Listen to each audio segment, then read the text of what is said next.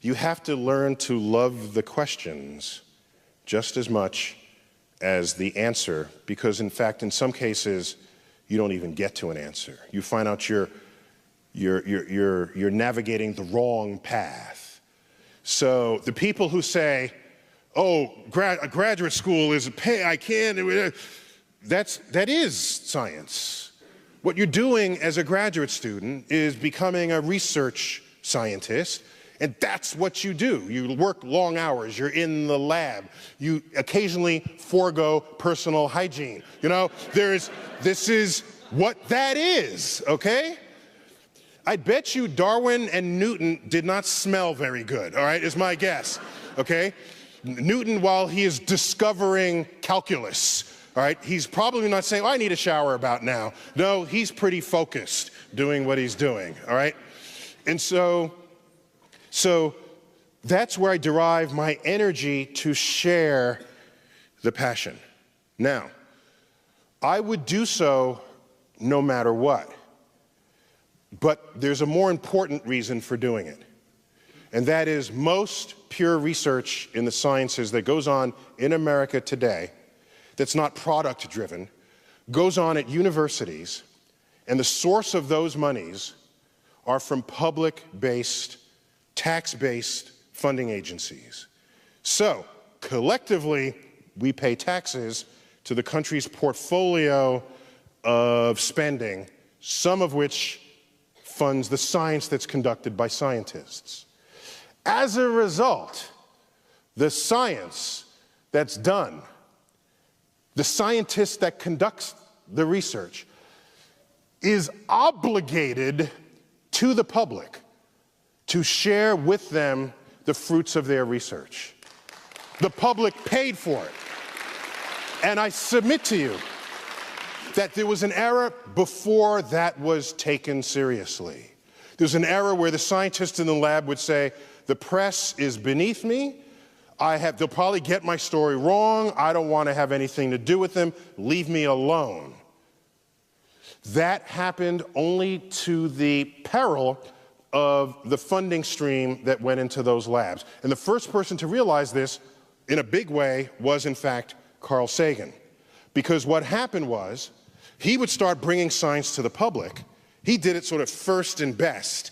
And colleagues said, what, you're on the Tonight Show? You're a scientist, and you'd stoop to go on the Tonight? And he was criticized for this, criticized. Meanwhile, the scientific community saw their budgets rise.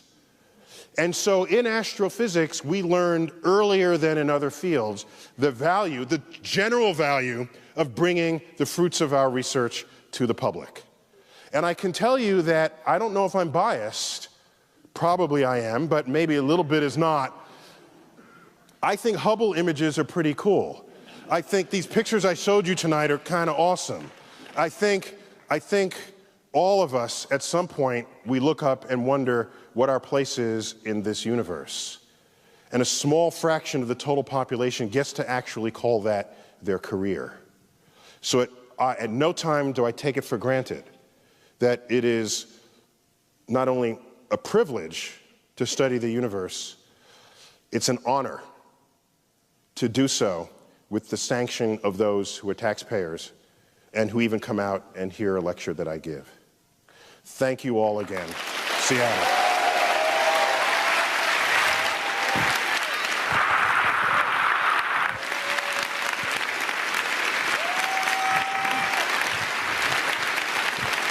If you are operating on the surface of a planet in one way or another, would you have an impact of some kind, some influence on the chemistry of the atmosphere? Yeah.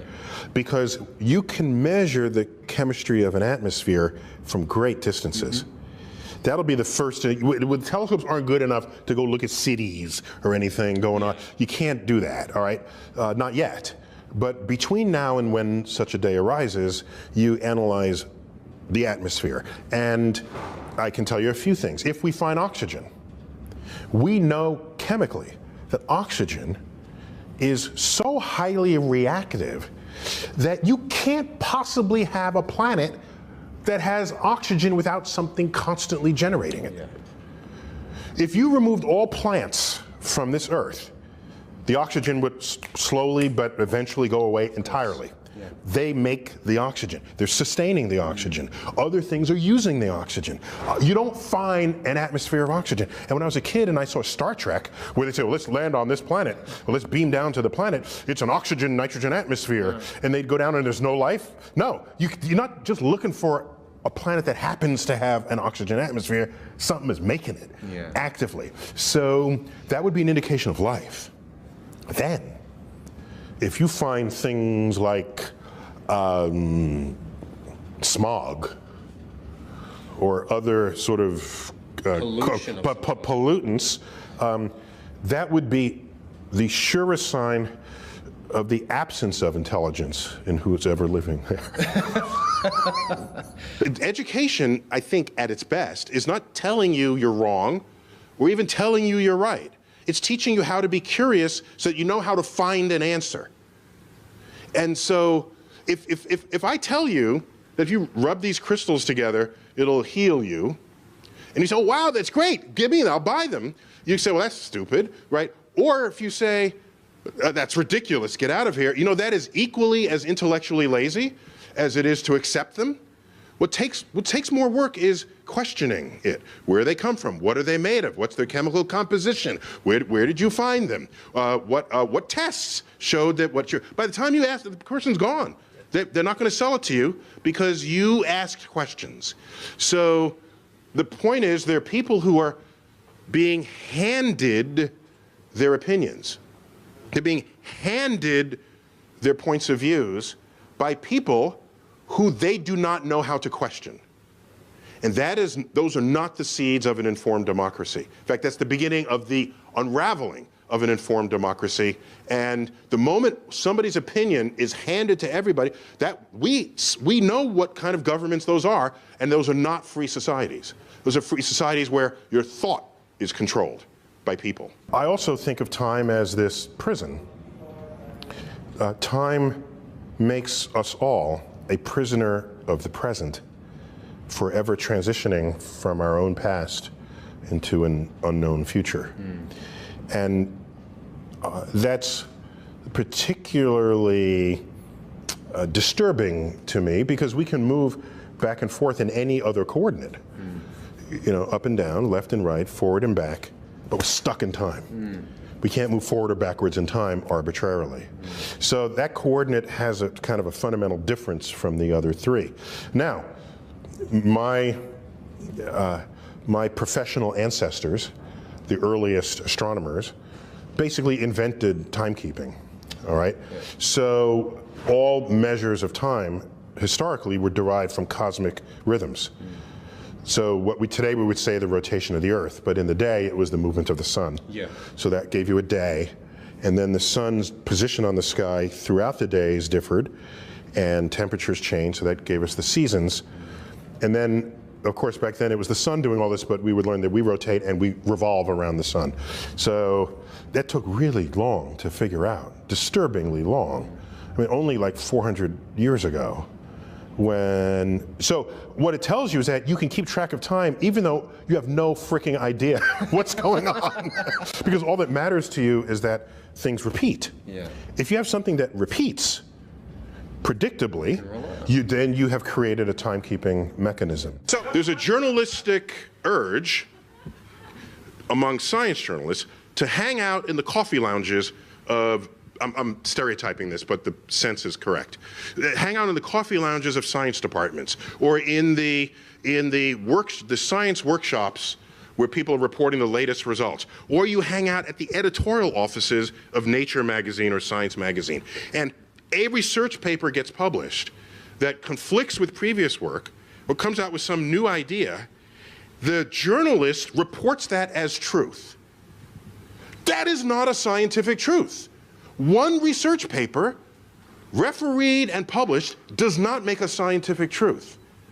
We have systems in place that establish scientific truths, and it is not ever a single paper. Somebody else has to verify that. Somebody else has to check it. Somebody else has to do a different kind of experiment looking for the same phenomenon. a different way so that they don't duplicate what might be the error in your designed experiment. Once this happens, then you have an emergent truth. And so people don't actually, because of this, people don't actually understand how and why science works, which I think is why you have people throwing snowballs in Congress, all right, on the floor of the House of Representatives, and you have people hearing, oh, cholesterol's good for you this week, it's bad for you next week, it's going to be good for you in a month, thinking that scientists have their head up their ass. Okay. When in fact... It's the journalists who do. Well, no. So it's how you report. Okay, but this is where I want to go. Apply... The reason why the results change each week, because it hasn't settled out yet. So don't report it as true. So apply, this is where I really want to go. Sorry, I'm screaming. Sorry. This is what we want. This is what we want. He started that. I was calm before that began. There was one thing you wanted people to remember that you could say about science. What would that be? That the universe is knowable, and one need not appeal to mystical, magical forces to account for things. Even if a day arises where something unfolds in front of your eyes that you cannot explain, just because you cannot explain it does not mean it is being driven by mystical, magical forces. It just means it's being driven by laws of physics that we know and you have yet to learn, or that we have all yet to discover. But the universe is knowable, and that's an amazing thing. It's knowable by our feeble human brain that rose up out of the Serengeti, the plains of Africa, to rise up just to survive, to not get eaten, and we build a civilization where we have sufficient free time so that we can contemplate our place in the universe. I don't want the religious person in the lab telling me that God is responsible for what it is they cannot discover. Because look at the hubris of that. You're in the lab and you say, I don't know how this works. And not only that, no one alive on Earth knows how this works. And not only that, no one who will ever be born will know how this works. That's kind of audacious when you think about it. And then you put it down and go on to the next problem. If this problem is a cure for Alzheimer's or cancer or whatever else, I don't want them in the science classroom. And so the issue is simply about progress and discovery. And in my recent forays into Washington, well, I've been closer to a community of Republicans than I have ever been in my life, because I grew up in New York City. And in New York City, I think that person is Republican back there. You see? No, not that one, the one behind that person. Yeah, that's a Republican. There's another one. That's in New York. So you grow up this way, and I get sort of baptized into a Republican administration. I had 2 consecutive appointments in the Bush administration, one on aerospace, on the aerospace industry, and one on space exploration, NASA's future, basically. And I realized something, spending that much time in the community of powerful Republicans, that Republicans, above all else, do not want to die poor. So, there's a limit to how far this will go. And I bet most people in this room, even those assembled at this table, were highly concerned about the Dover trial, wondering how that would turn. And I looked at that and I said, I'm not worried, because it's a Republican judge. And in the end, if you put people who are not making discoveries in the science classroom, that is the end of the foundation of your future economy. And so I had a little more confidence than others did because of this sensitivity to the money aspect of it. But we all know tomorrow's economies will be founded on innovations in science and technology, and of course that gets cut short if we lose our civilization, as what happened in Islam in 1100. And the last thought I'll leave you with, which concerns me greatly, if you do the math, okay? Just look, you look at all the Nobel Prize winners there ever were, some even in this room, and ask how many were Muslim. And it's like 1, maybe 2, okay? I think a second one was in economics. And the one we referred to was described earlier, the co-winner of the Nobel Prize with Professor Weinberg, Abdus Salam. And he's not Middle Eastern Muslim, he's Pakistani Muslim. Okay? Now, how many Nobel Prizes are won by Jews? It's like a fourth of the Nobel Prizes, okay? Some high fraction of the total. And then you look, how many Muslims are there in the world? It's like 1 billion Muslims. How many Jews? 15 million tops, okay? So you to ratio these numbers, had Islam not collapsed in its intellectual standing in the year 1100, and you just do the ratios, they would have every single Nobel Prize today. So the fact that it's not only just a few, it's near zero, it is deeply worrying. I'm concerned about what brilliance may have expressed itself and did not in that community over the past 1,000 years. If NASA weren't around, what would happen to our universe? Well, I can tell you this. If NASA weren't here, we would know a lot less about the universe. And we would be intellectually impoverished by that fact. Because I enjoy knowing where we are, where we came from, and where we're going. And those questions are answered from space. To know how Earth got here, how the sun got here, what the future of Earth will be, what the future of our sun will be. Will we need to leave Earth and find another planet?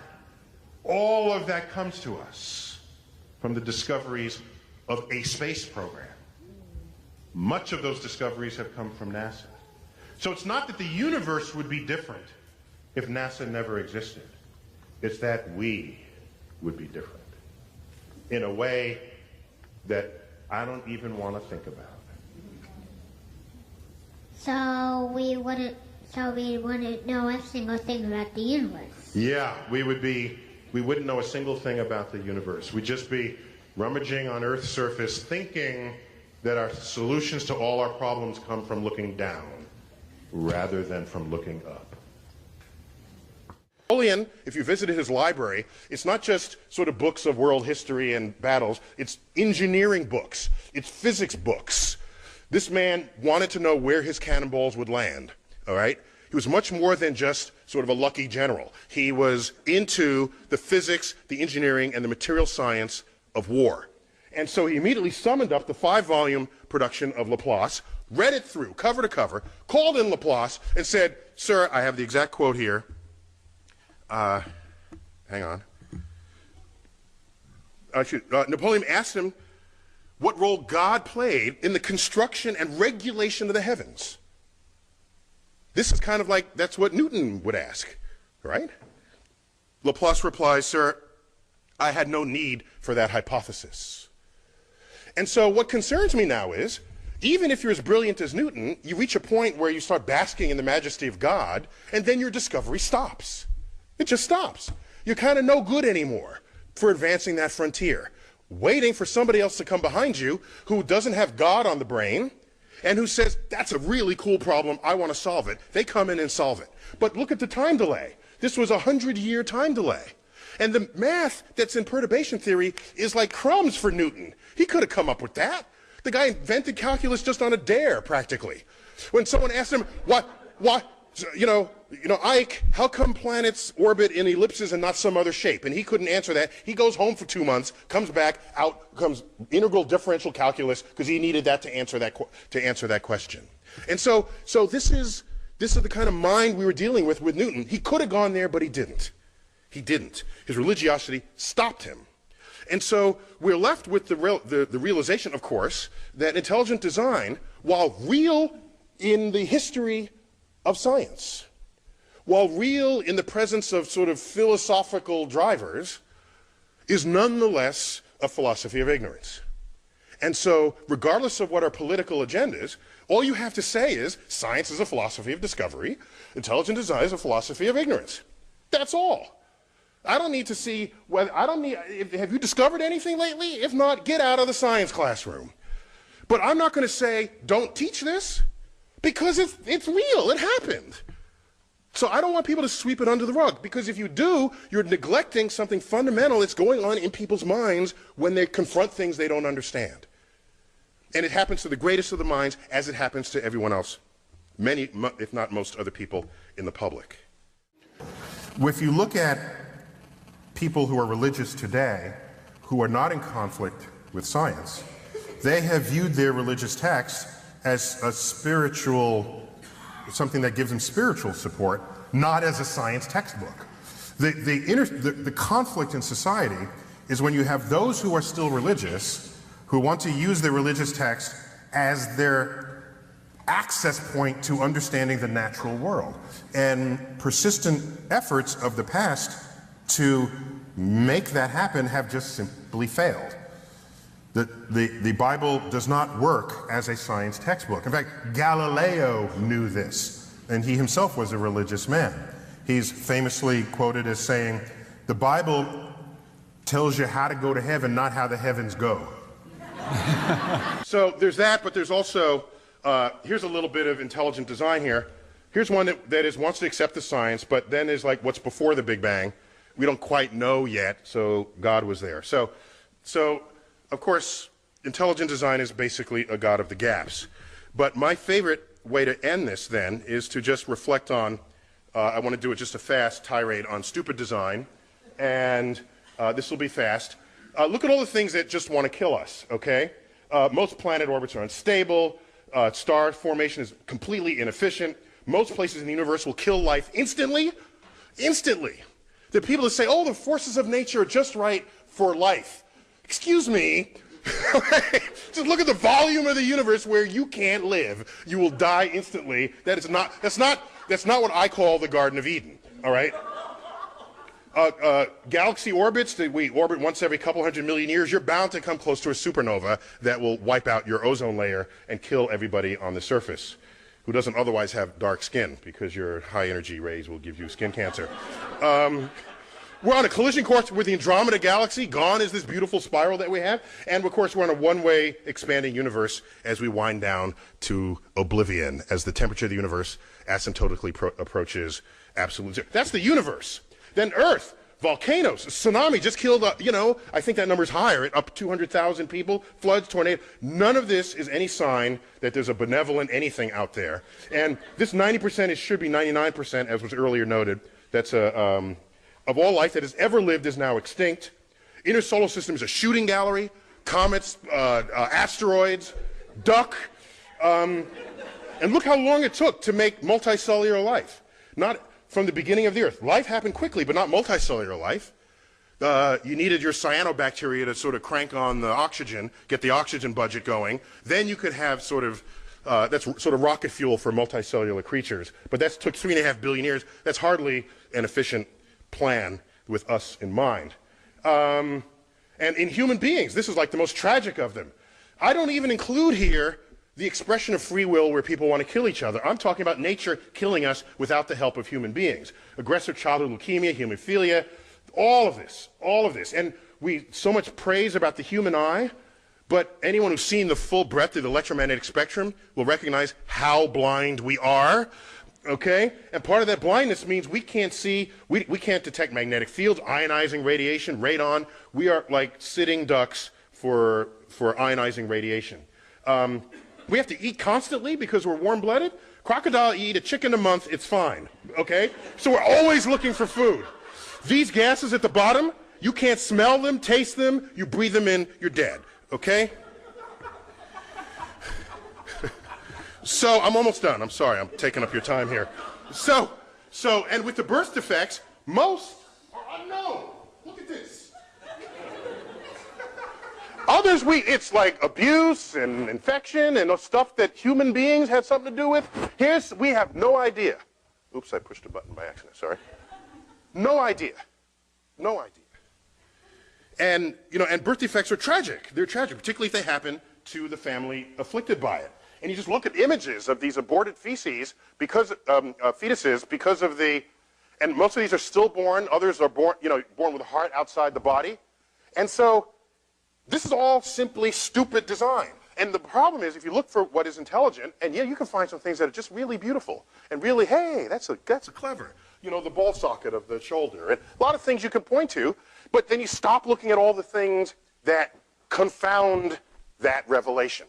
And so if I came upon a frozen waterfall and it just struck me for all its beauty, I would then turn over the rock and try to find a millipede, okay, or some kind of deadly newt, and then put that in context and realize, of course, the universe is not here for us, for any singular purpose. My favorite of all is, of course, you eat, breathe, eat, and drink through the same hole in your body, guaranteeing that some percent of us will choke to death every year, okay? Imagine if you had a separate hole for breathing and eating and talking.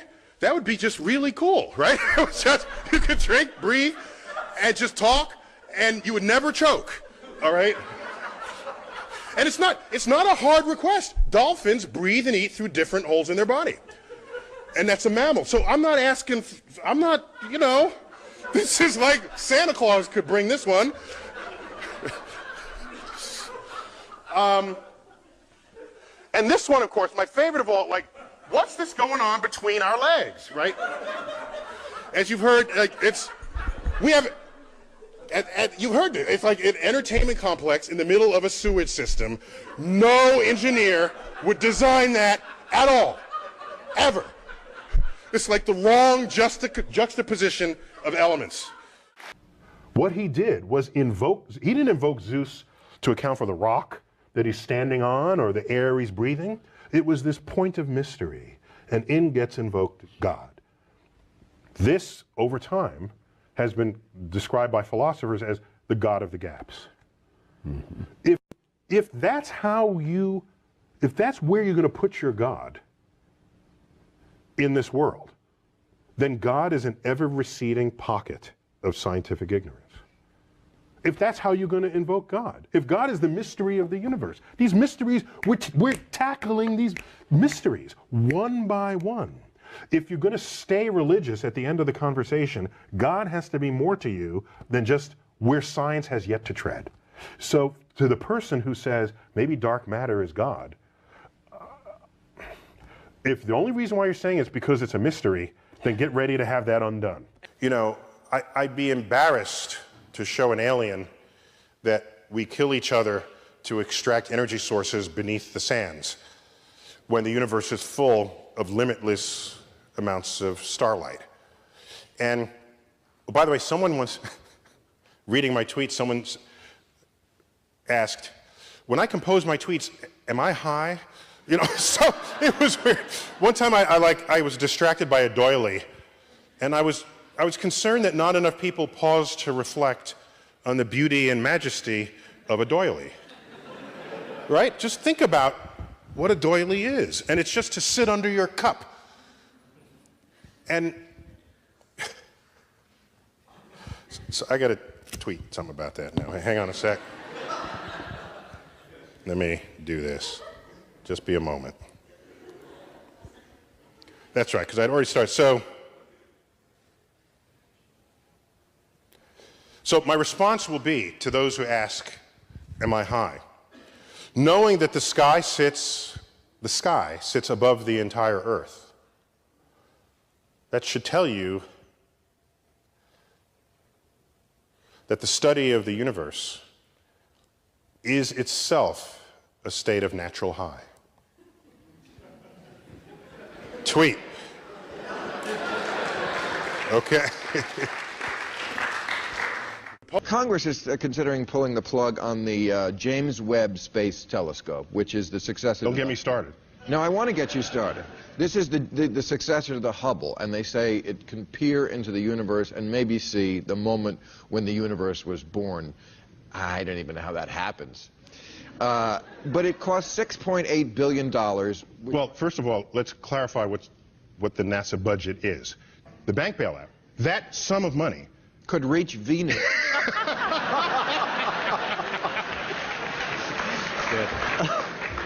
That sum of money is greater than the entire 50-year running budget of NASA. Wow.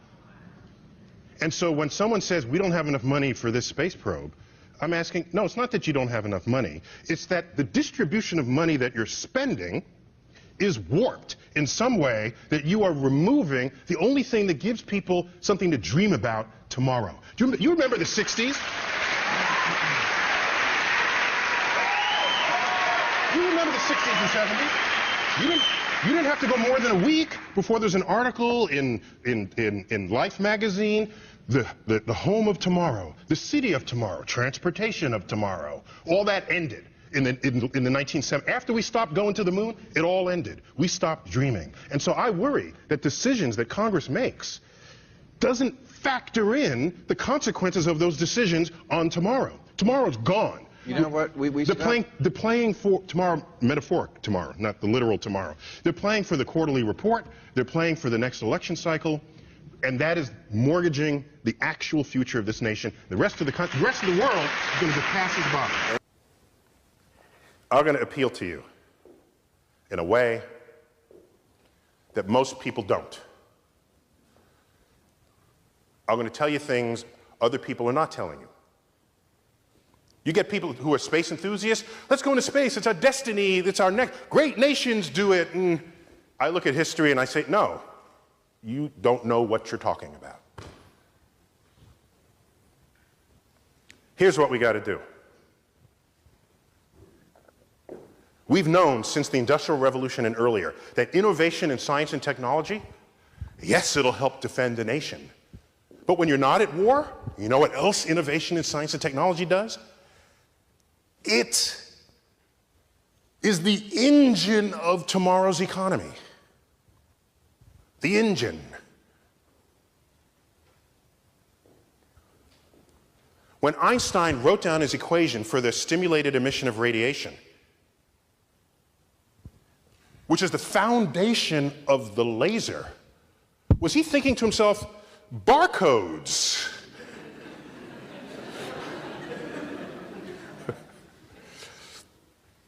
This is innovation in science, the applications of his ideas into machines requires the clever engineer, creative investors, and dynamic CEOs turn it into product. Don't ever tell me, why are you studying this? How is it helping me? You know, I don't know how it's going to help you. I have no idea. Neither did Faraday. He just knew you would tax it. Neither did Einstein. Neither did anybody who made great discoveries about our understanding and our relationship to nature.